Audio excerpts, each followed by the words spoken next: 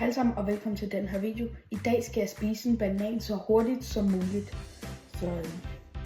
Så nu starter jeg lige med at få skrællet bananen.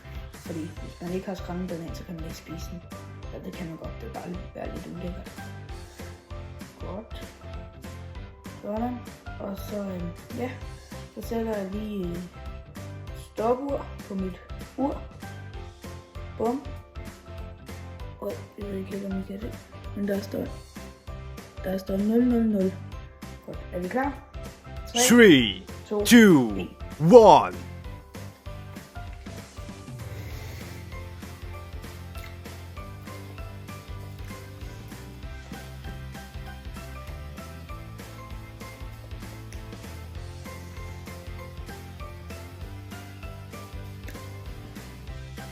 Så det kunne jeg gøre på 17 sekunder. Se om I kan spise en banan hurtigere end mig. Vi ses i den næste video.